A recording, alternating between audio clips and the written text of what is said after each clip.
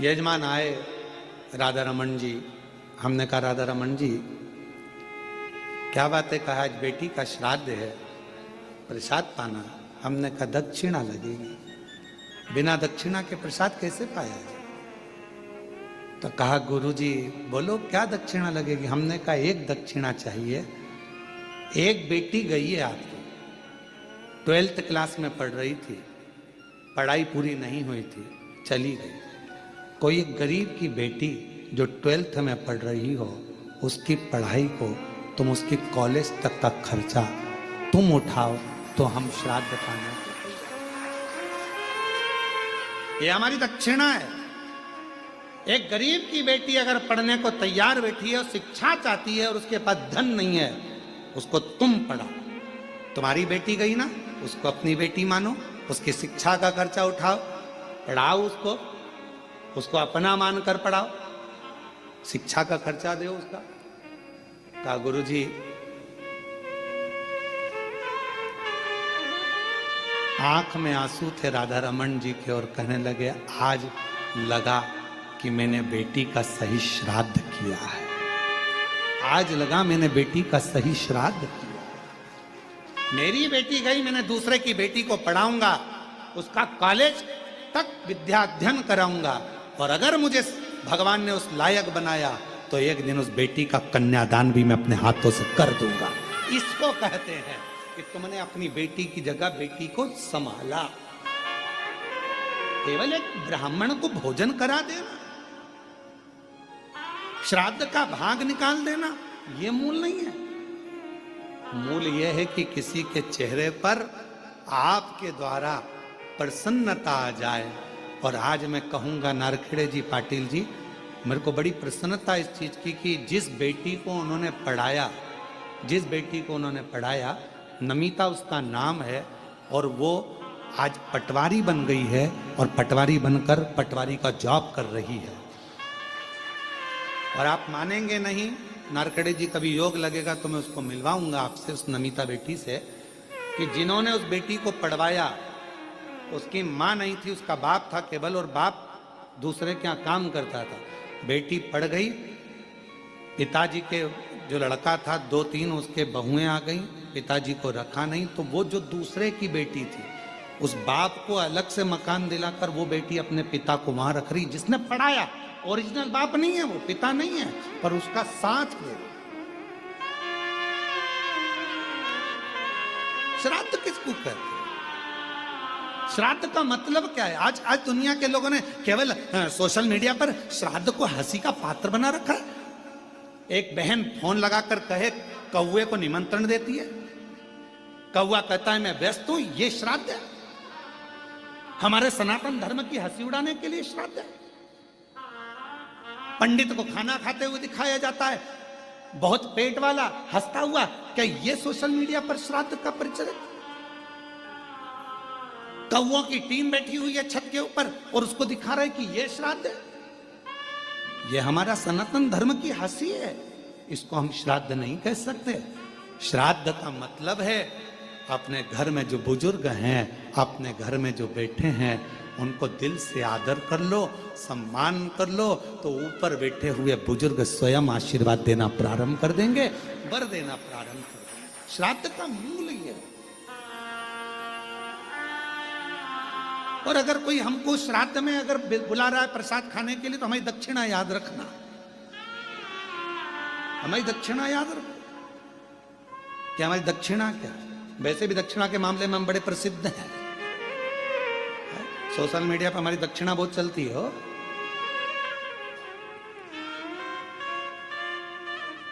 पर हमारी दक्षिणा याद रखना कि हमें अगर श्राद्ध पक्ष में प्रसाद पवाना है, जिसको बुलाना है हम आने को तैयार है, पर शर्त यह है कि अगर बुजुर्ग के श्राद्ध में बुलाओगे तो एक बुजुर्ग को तुम्हें उसके मरते दम तक संभालना पड़ेगा। एक महिला के श्राद्ध में बुलाओगे तो एक बुजुर्ग महिला को, एक गरीबड़ी को, तेरे घर की बुजुर्ग महिला को तुझे संभालना पड़ेगा। ये दक्षिणा दे और संकल्प देना पड़ेगा। संकल्प अगर टूट गया तो समझ लेना तूने संकल्प किसको दिया? 12 ज्योतिर्लिंगों को। शिवर वाला महाराज केवल शंकर को भजता है, शिव का स्मरण करता है। इसलिए मर गए, चले गए, उनके प्रति श्रद्धा श्राद्ध नहीं है। श्रद्धा वो, श्राद्ध वो जो तुम्हारे घर में बैठे हैं, घर में रह रहे हैं, बुजुर्ग हैं, माता पिता हैं, चाहे अपने पति के माता पिता हो, चाहे पत्नी के माता पिता हो, जो हो उनका आदर होना चाहिए। क्योंकि श्राद्ध पक्ष में आप लोग कभी गया जी गए हो या पिंडदान करा हो तो उसमें दो चीजें लगती है, एक पिता का पक्ष, एक माँ का पक्ष। इसलिए दोनों देखे जाते हैं। तुम्हारी पत्नी है तो उसका भी पक्ष देखा जाएगा, तुम्हारा पति है तो उसका भी पक्ष देखा है। दोनों के माता पिता का आदर करिए, दोनों के माता पिता का सम्मान करिए, दोनों के आदर पूर्णता का भाव रखिए, आपको सुख मिलेगा, आनंद मिलेगा, पूर्णता का।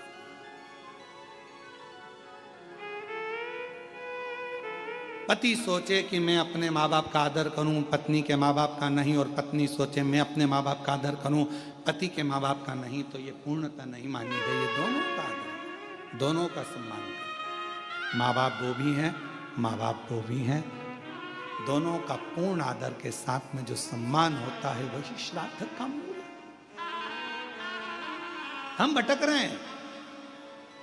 आज के जमाने में हमने श्राद्ध को केवल हंसी का पात्र का केंद्र बना दिया। ये 16 दिनों को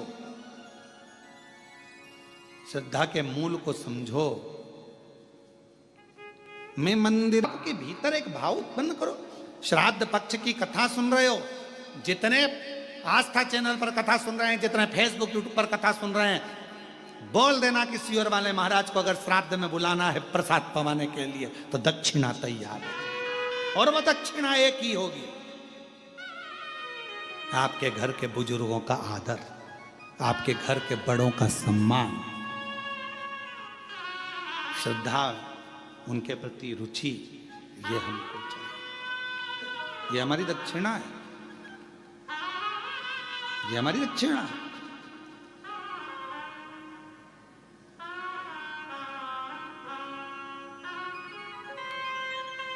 शिव तत्व को जानो। रुचि, शिव जी ने कहा रुचि तुमको क्या चाहिए? रुचि कहता है बाबा मेरा ब्याह करना है, शादी करना है। मैंने सुना है कि जन्म मरण प्रण तीन आपके पास में, आप विवाह कर सकते हैं। शिव जी ने कहा पर तुम्हारे पितृ तृप्त नहीं है। जब तुम्हें अपने पूर्वजों को पानी देना था, पिलाना था, तब तुम घर छोड़ गए। माता पिता तुम्हें ढूंढते रहे। होता है, एक लड़का जा रहा था मोटरसाइकिल लेके, उसने जो बुलेट चालू करी वो बम बम बम बम बम बम, जो उसने चलाना चालू करा, पापा ने आवाज लगाई, ए बेटा इधर आ। दौड़ के आया बेटा, ए बेटा रवि जा तो मुझे थोड़ा सा पानी ला दे बेटा, एक गिलास भर के जा जल्दी से उड़कर। लड़का दौड़कर अंदर गया, अपनी मम्मी से कहा मम्मी मैं काम से जा रहा था और पापा ने मेरे से पानी लाने का कह दिया, पापा को एक गिलास पानी दे देना। और बेटा दौड़कर बुलेट चालू करी, भम भम भम भम चालू करके भट भट भट भट भट भट भट भट। माँ आई, एक गिलास पानी लेके दिया। पति ने पूछा क्यों तुम पानी लेके आई? मैंने पानी तो तुम्हारे बेटे से मंगा था, तो वो इतनी जल्दीबाजी में कहाँ गया? इतने में माँ ने सिर पे पल्लू लेकर बोला रेलवे स्टेशन पे प्याऊ लगाई है बेटे ने, पानी पिलाने गया है। बाप ने माथा टोका, स्टेशन पे पानी पिला रहा, बाप यहां मंग रहा तो चिल्ला रहा। स्टेशन पर ऐसे ढेर सारे, क्या मतलब? चले चले रुचि, जब तुम्हारे बुजुर्ग तुम्हारे से पानी मांग रहे थे तुमने घर छोड़ दिया। जब तुम्हारे बुजुर्ग तुमसे जल मांग रहे थे तुमने घर छोड़ दिया। और अब कहते हो कि मैं तुमको कुछ दूं, तो तुम्हें उन बुजुर्गों को प्रसन्न करना पड़ेगा, तुम्हारे पितरों को तृप्त करना पड़ेगा। तृप्ति का कोई मूल साधन जिससे मेरे पितृ तृप्त हो जाए। हाँ, यदि श्राद्ध पक्ष के अंदर प्रदोष तिथि पड़े और श्राद्ध की प्रदोष के दिन यदि शाम के समय पर प्रदोष काल में एक 4 बत्ती का गाय के घृत का दीप लगाया जाए और 4 पितरों का स्मरण किया जाए।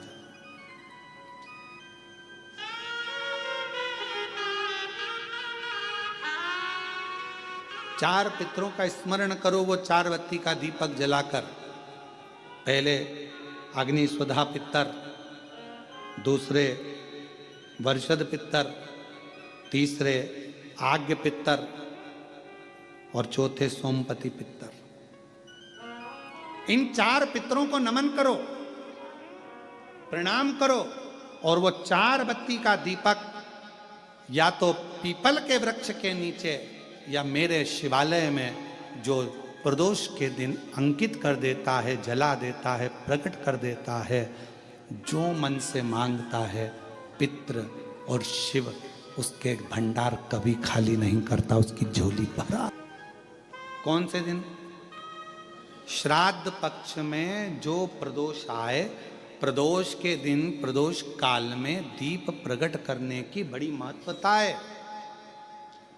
आपने 16 दिन अगर ब्राह्मण को भोजन नहीं कराया है, 16 दिन अगर तुमने अन्नदान नहीं करा है, 16 दिन अगर कोई दान नहीं दिया है, तो भी यदि प्रदोष के दिन श्राद्ध पक्ष में जो प्रदोष आएगी, उस प्रदोष के दिन श्राद्ध पक्ष के 16 दिन के अंदर जो प्रदोष आए, प्रदोष काल में चौमुखी दिया 4 पितरों का जिनका नाम अभी वर्णन किया उनका स्मरण कर कर यदि प्रज्वलित किया जाए तो उसका फल अधिक मिलता है। और जो कामना कर कर हम दीप लगाते हैं वो कामना हमारी वर्ष भर पूरा नहीं होता और बाबा उस कामना को पूर्ण कर देता है, पितृ पूर्ण कर देता है। तुम अपने पितरों का नाम लो और लगाओ चार, क्योंकि ये 4 पितृ 4 दिशाओं से हमको सुरक्षित रखते हैं। अग्निस्वध पितर हमारे पूर्व दिशा से हमें सुरक्षित रखते हैं। वर्षद पितर हमें दक्षिण दिशा से सुरक्षित रखते हैं। और महाराज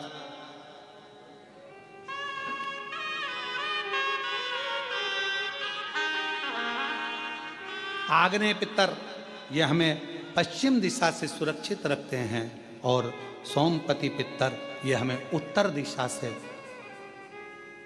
सुरक्षित रखते हैं।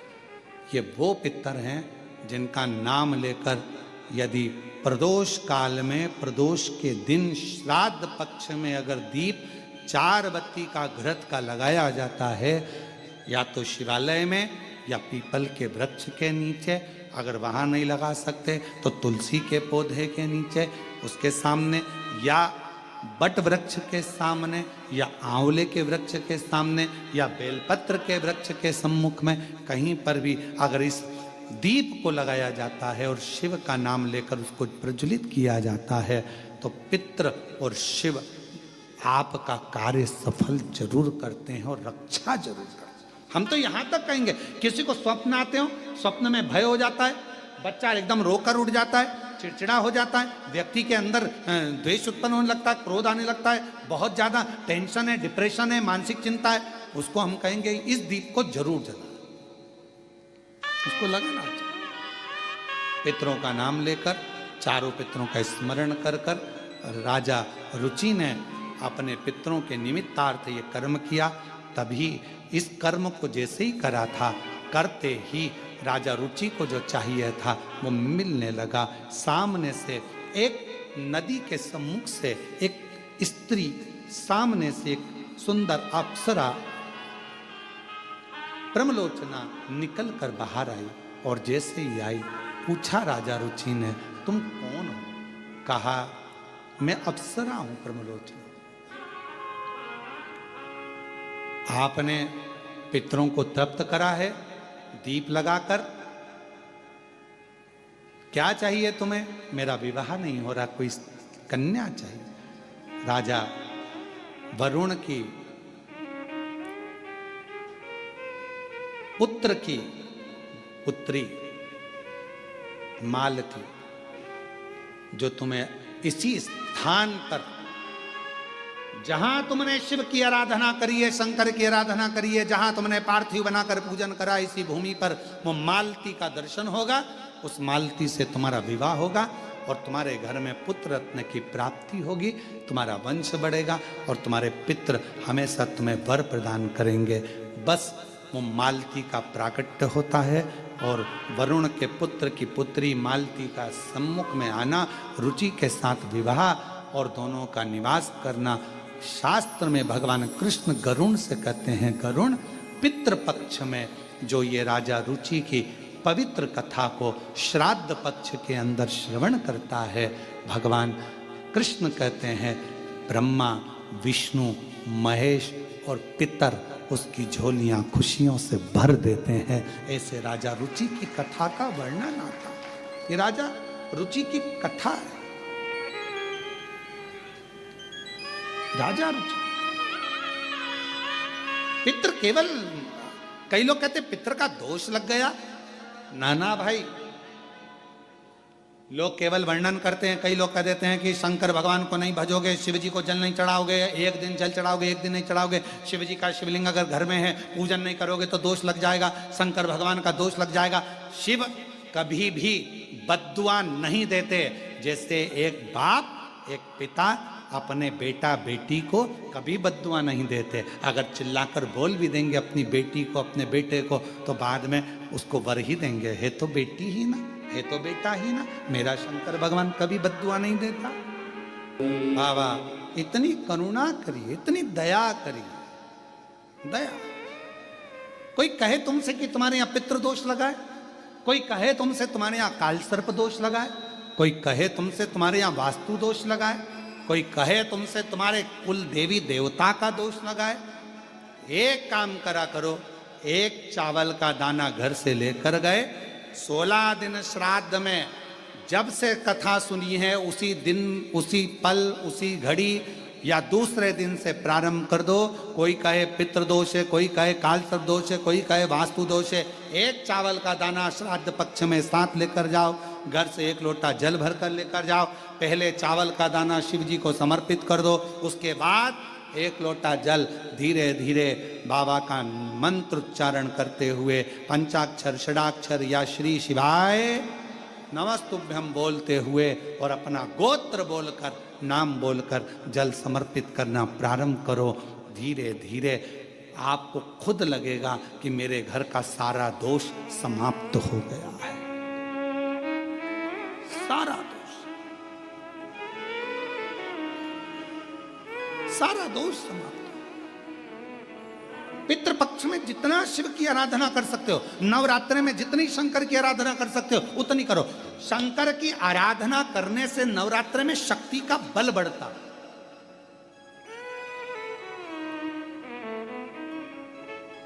शक्ति का बल। क्यों गुरुजी नवरात्रि में शंकर जी की आराधना क्यों करना चाहिए? हमने कहा अगर माता रानी से जो मांगना है तुम्हें, अगर तुमने नवरात्रि में शिव जी की आराधना करिए, शंकर की कथा सुनिए, शंकर की आराधना करिए, शिव स्तुति करिए, शंकर को एक लोटा जल चढ़ाया, मां आद्य शक्ति तुम्हारे पर कृपा करेगी। क्यों? क्योंकि जिस स्थान पर शिवलिंग रखा होता है और जो हस्त कमल है वो माँ पार्वती जगत जननी दुर्गा भवानी है। जब हम जल चढ़ाते हैं माँ आद्य शक्ति अम्बा जगदम्बा 64 योगिनियों पर वो जल चढ़ जाता है और जगत जननी नवरात्र में प्रसन्न हो जाती है। वो जल की इतनी महत्व।